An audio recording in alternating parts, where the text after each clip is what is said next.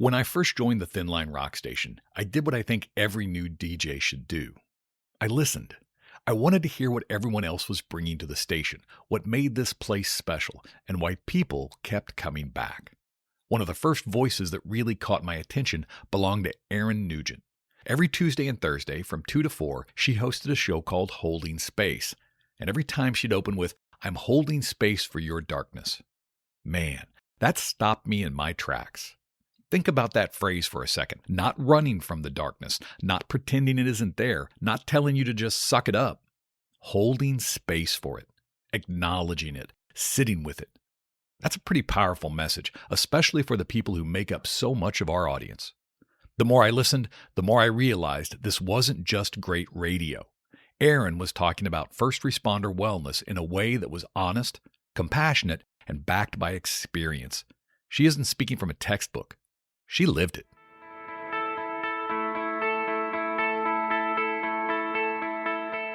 It's time to start telling our own stories.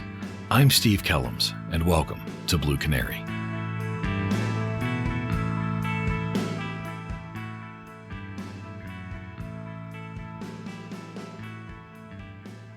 Erin spent 9 years as an Australian police officer and detective.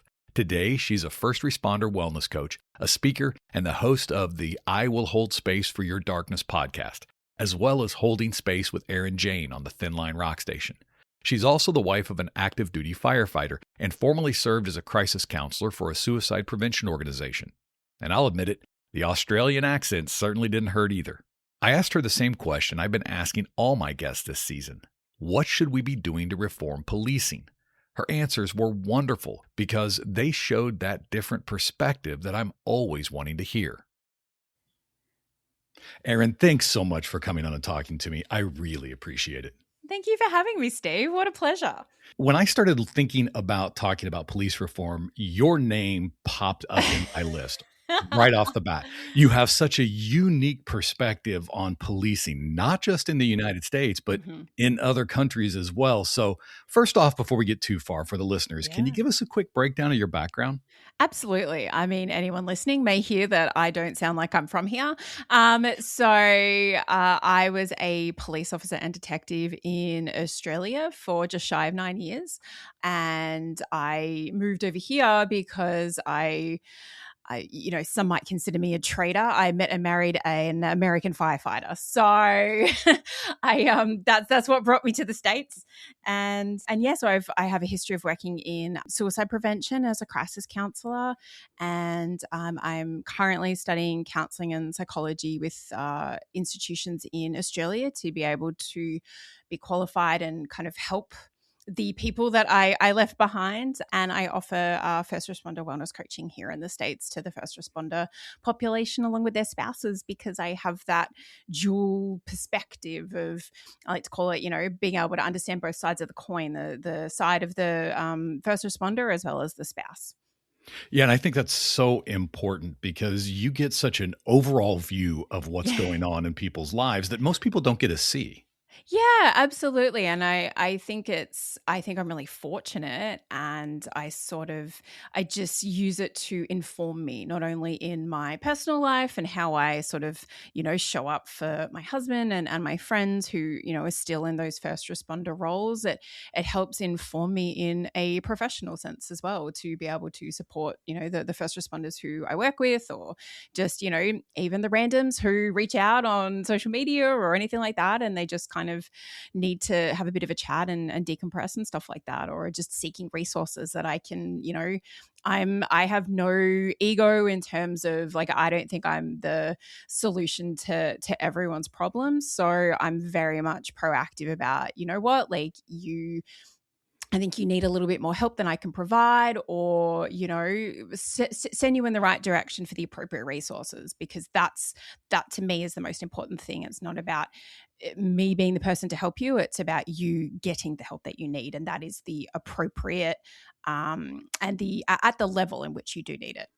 Holding space for your darkness is such a tremendous tagline. Thank That you. resonated with me when I heard it the first time. How did you come up with that? Yeah. So interestingly enough, it came from The Gifts of Imperfection by Brene Brown.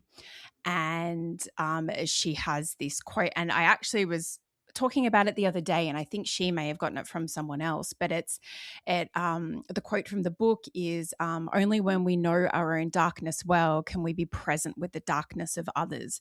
Compassion becomes real when we recognize our shared humanity. And that, like, I was listening to it as an audiobook, and I actually like stopped whatever I was doing and hit pause and rewound it, and I was just like, damn, that, like, that just punched me in, kind of deep in the soul, because I'm like, that's kind of what I want to do. That's how I look at it. I don't think you can help other people if you haven't wrestled with your own darkness, wrestled with the things that have impacted you, whether it is from a, policing professional perspective, or from a private personal one.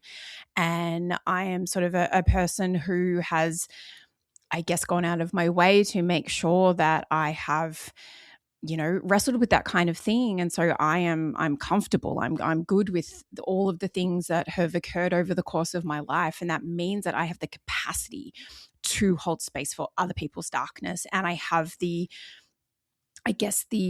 privileged insight to understand it at the core level of what, first responders go through, and what their spouses go through. So it's not to say I have experienced the same, but there's a level that we experience in our jobs of the depravity of humanity, that, we can see the best version of people, and we can also see the worst. So not having to explain that to someone is kind of the presence and the holding of the space that I want to offer. And so people, I hope, know that they can have a sense of camaraderie when they're talking with me or when they're working with me. And just, the term cultural competence gets thrown around a lot, but I do believe you have to have some kind of an insight or an understanding, not necessarily have done the work, but you need to be able to understand it to be able to adequately hold that space for people, and be able to help them. Yeah, I think that's so spot on. One of the biggest problems that I see in this field, particularly mental health Mm, with law enforcement, are officers not being able to talk to those therapists because they don't understand what the officers are going through or what they've seen. They yeah, they really don't understand that dichotomy of human nature and yeah. how horrible it can be. So you're definitely bringing something special to the field. And every time I listen to you on your show on the Thin Line Rock Station and the stuff you throw out, I just love it. Oh, that's so kind. Thank you, Steve. I appreciate that. Now, we could spend hours talking about that, and we might get into this a little bit here, but the Uh-huh. actual reason I had you on and asked you to be here today is because this season I'm talking about police reform. And Hmm. so, really, I only have one question for you as we kick this off. And that question is, if you were king for a day or you could wave that magic wand, what reform would you push for in policing in America today? I mean, just, start off with the easy questions there, Steve. No worries, mate. Um, I guess so. I want to preface it by obviously stating the obvious, that, I was not and have not been a police officer in America. So my perspective is just based out of like the dichotomy of my own policing experience in a different country, and then being able to observe how things are done here. So I necessarily don't look at things as better or worse, but just that my differing experience can maybe just offer a slightly different perspective that, people can take or leave. But I guess one of the major things that I sort of see as one of the differences that, I wonder how impactful it would be, is that I remember coming over here that, all of like the little individual stations and sheriff's departments and counties and all that kind of thing, like, I always found that very, like, confusing in essence, because where I come from, you just have state-based police forces. So I was employed by the state, and that was, the who I worked for. So each state has their own individual police force, but there's just one, and that's it. So I think that there are like the advantages to that of, everyone being employed by the state. Therefore, everyone has the same benefits, the same pay structure, the same rank structure, same expectations, same laws, all that kind of thing. And I sort of look at it like, I think it means that in terms of intelligence sharing and information sharing, things are less likely to, maybe fall through the cracks when there's the same crook committing crimes across multiple jurisdictions and counties and all that kind of thing. I can only assume that like things get lost, things don't get communicated adequately when there could be the opportunity for someone to get, stopped a lot sooner, from either hurting people, stealing from people, all those kinds of things that I guess that from my perspective is something that might not be overly realistic, but would be something that I think would be a vast difference. And also I look at it too, you always sort of see like examples in news reports and stuff where they're, we've all worked for organizations and institutions where there's been bad apples. And obviously, if it's a bad apple in law enforcement or any other first responder role, it kind of gets drawn attention to it. And, we can all be tarred with the same brush, unfortunately. But it's like with anything, any organization that has thousands of people in it, there's always going to be good apples and bad apples. But you see bad apples jumping between departments here. I think that's really interesting, the perspective you brought up. And I would have to say not very surprising working in Australia, Mm-hmm. because America is very unique with its decentralized law enforcement. Yes. Nobody else does that. Yeah. Every other country has some type of national force. And Mm. Australia, you said it was based in the States. So it wasn't truly a national police force. It was a state-based police force. Is that correct? Yeah, the one that I worked for. So we each state has their own one, and then you have the Australian Federal Police. So there, and there were state-based crimes, and there were Commonwealth-based crimes, or like federal-based crimes and statutes and stuff like that. And we could work in collaboration with them. That wasn't a drama, but essentially, just if you were employed by the state, then you worked in that state and abided by those laws, and there weren't all these sort of, what's your swearing policy like, Steve? Am I allowed to? Oh, swear all you That's want. okay. This is All this is right. a podcast by Good, cops for cops. good to know. I just like to double check. I have an Australian potty mouth that gets me in trouble at times. But like less jurisdictional bullshit of like, like, no, like that's ours, that's yours, that's this, that's that. It's like you work for X police force, then you're in that state, that's what gets covered. So those kinds of aspects, and even the aspects of, you obviously see a lot of American law enforcement officers working one up, like that sort of went out the window a lot in Australia, like a long time ago now. What do you mean by one up? By themselves? Yeah. Yeah. Okay, that's what I thought, but I just wanted to Yeah. verify for our listeners. So you guys are working 2 officers to a car, to partnered up to do everything, huh? Yeah, absolutely. And even when I was a detective, you were always sort of like, you worked in like a crew dynamic, but it was rare that you were going out doing anything one up. Like you always kind of had that element of backup, like right in that vehicle with you, and like sort of, I think the last people who had the capacity to work one up were sort of the people essentially like what you guys would consider like state troopers, like people who just kind of did traffic management stuff. And then they sort of even kind of outlawed that after a while. So And was that for safety? yeah. Did they do that for safety? Okay. Yeah, there was an officer working one up who unfortunately was lost in the line of duty.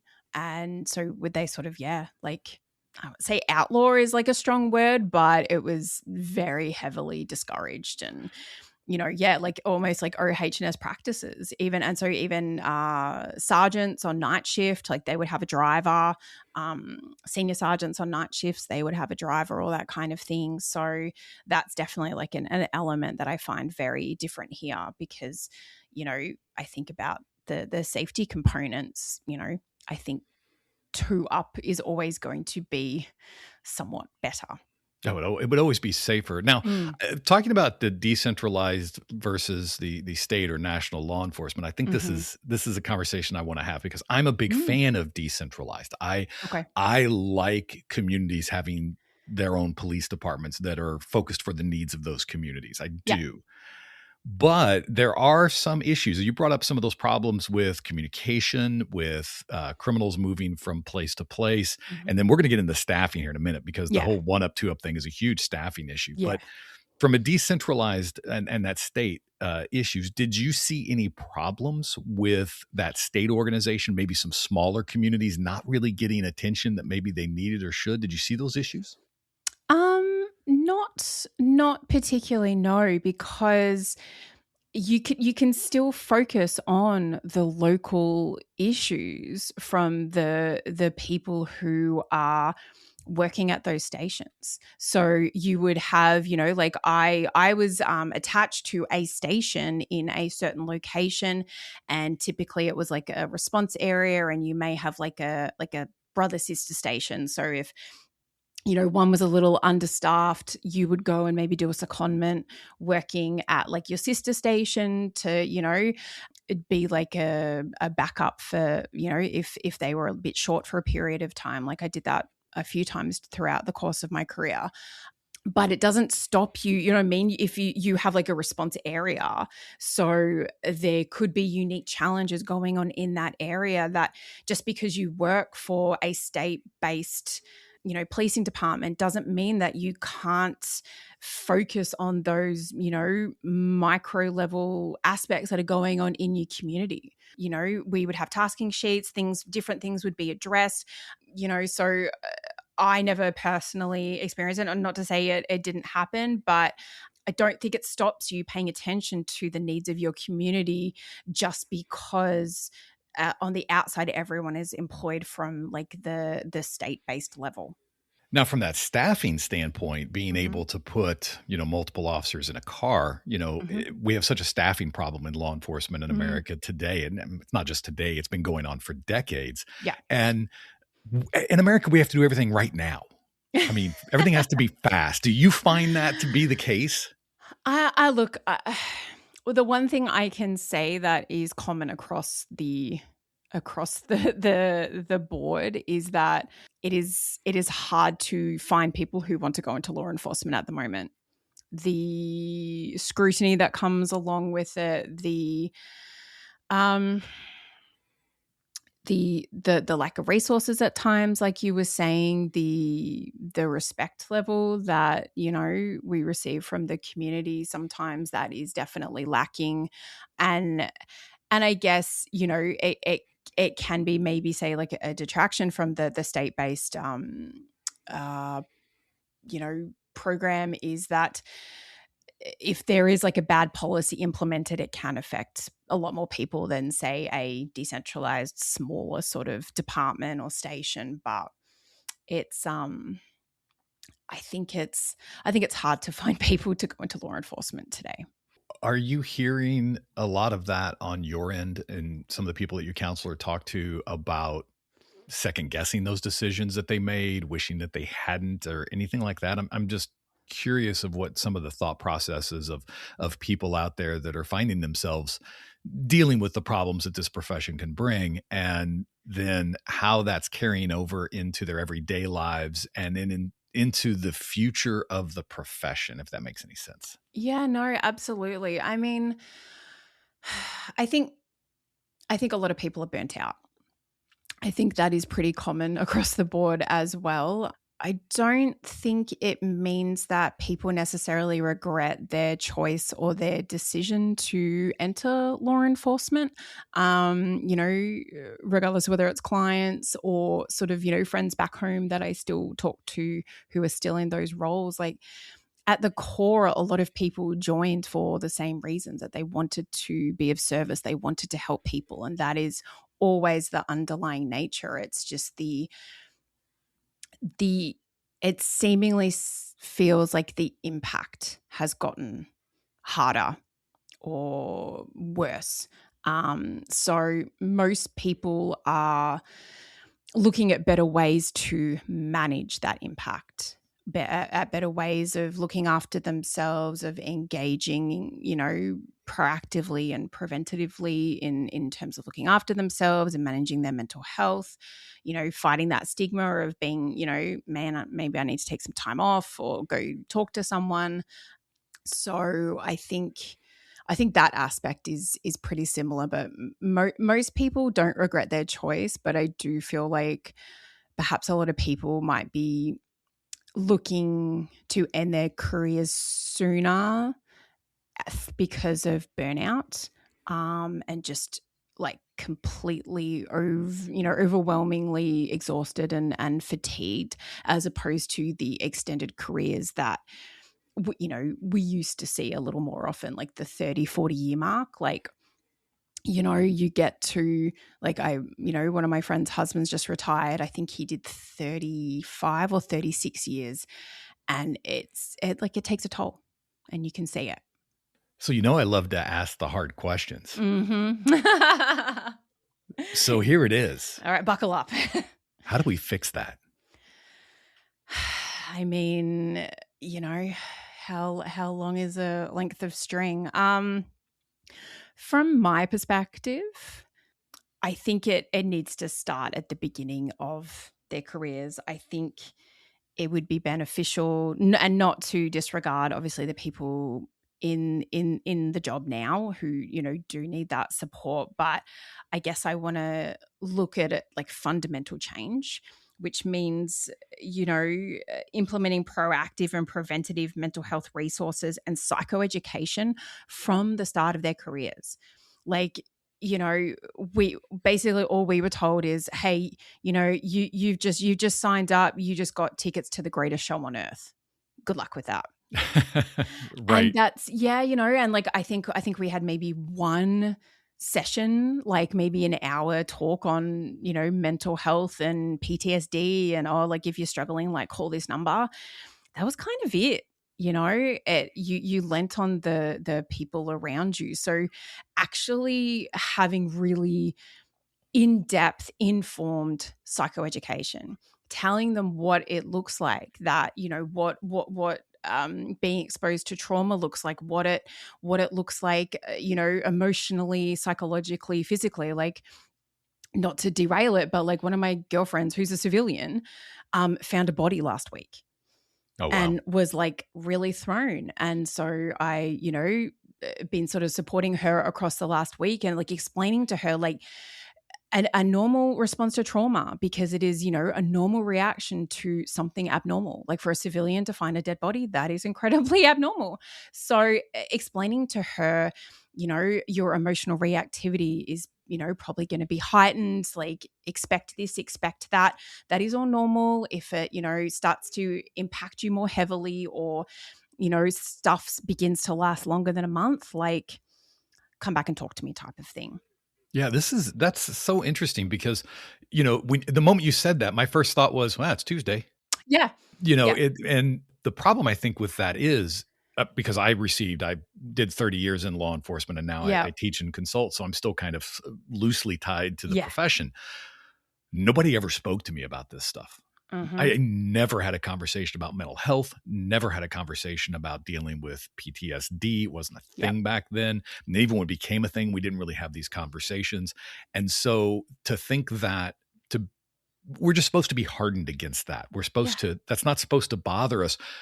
But that doesn't mean that it doesn't. And what we found is that officers are bothered by some things that many of us might think are just common or normal or everyday occurrences, but they're not even everyday to us. But we've just somehow hardened ourselves against that.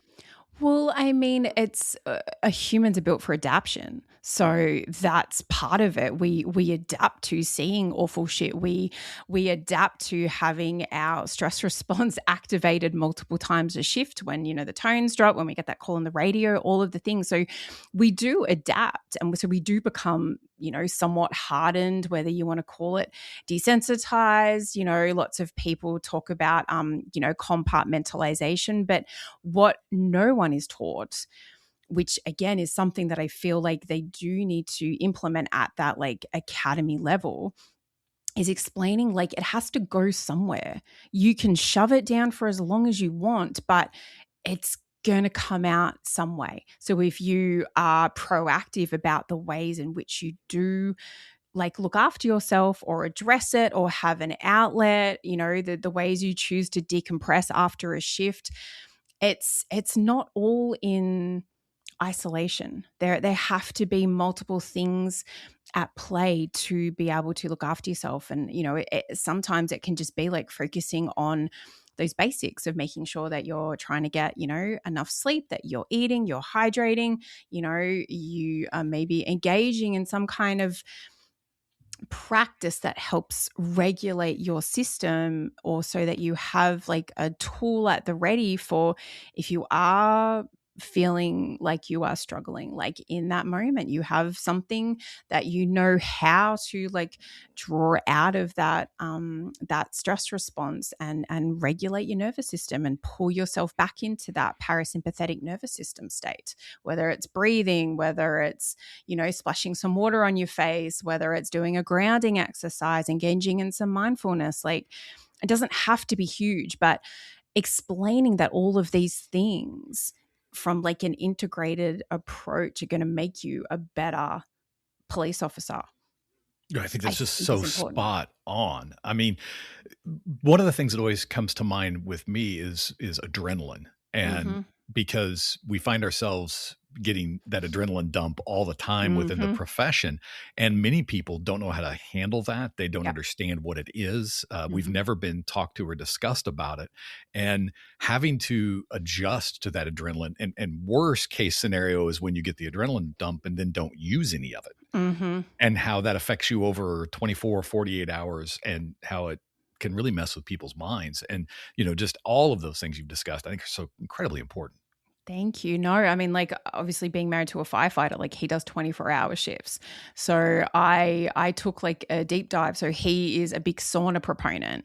So that helps get stuff out, detoxify your system. I did a deep dive onto like the kinds of vitamins and, supplements that help basically get all of that adrenaline, the cortisol, all that kind of stuff out of your system. So he walks through the door after a shift and he's got like a little glass like container full of vitamins for him to take. And we joke and I'm like, you wouldn't even know if there was arsenic in there, and he's like, I probably wouldn't. And that's okay. But he's got a great pension. But being proactive about looking after yourself is one of the most important aspects that, again, everyone's so excited when you join the job, because it's like, hey, this is a dream come true. This is, I'm carrying on the lineage of like my family's tradition, like whatever your reason is. Perhaps, you served in the military and it is a similar sense of brotherhood, sisterhood, camaraderie. And that's what, that thin blue line, that's what you're wanting to join. Like, I think we let our sense of excitement and looking ahead, whereas we actually also need to look ahead in terms of our mental health and wellness, our not only like our psychological safety, our physiological and our emotional sense of safety as well. So it's kind of just about also being proactive in educating yourself. And I also am an advocate for educating the spouses. What does PTSD or burnout and nervous system dysregulation, sleep deprivation, how does that show up in a human being? What should you be looking out for? What's the point? At what point, especially for, the policing population who have access to firearms? And I think a lot of police officers actually take their service weapon home. Like, that wasn't something that we did a hell of a lot in Australia until I became a detective and was on call. Otherwise, it stayed at the station. So when you've got a population that has, higher risk factors for suffering from mental and behavioral health conditions, they've got easy access to firearms. Significant portion of them, it's a male dominated profession, and men struggle with suicidal ideation, and we are losing more into suicide than line of duty deaths at the moment.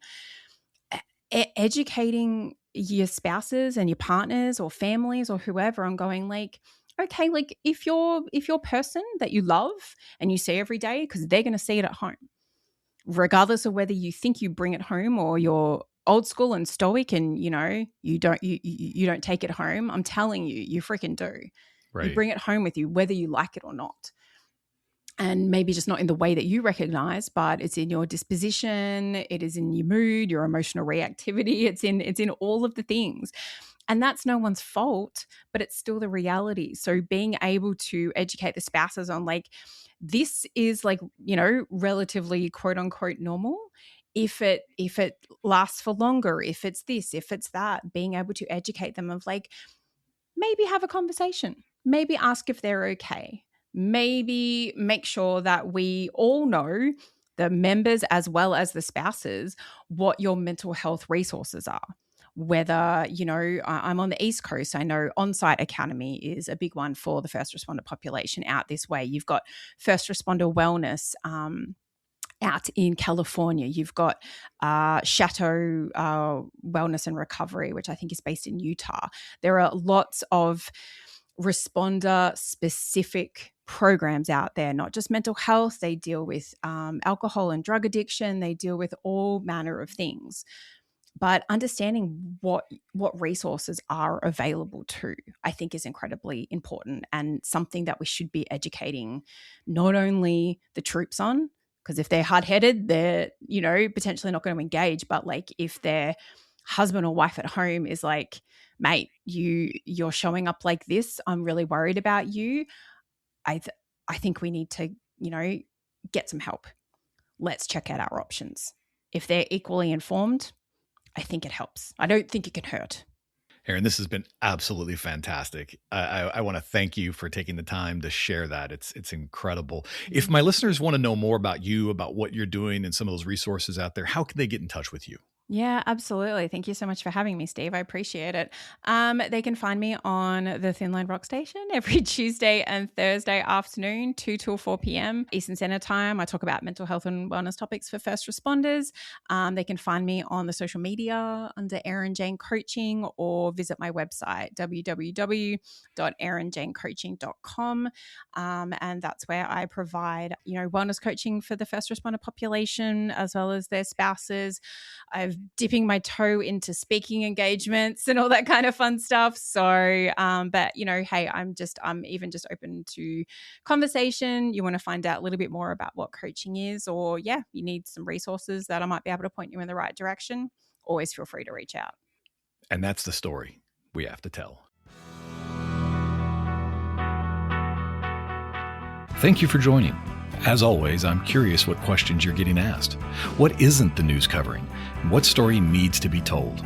Connect with me at bluecanarypodcast@gmail.com.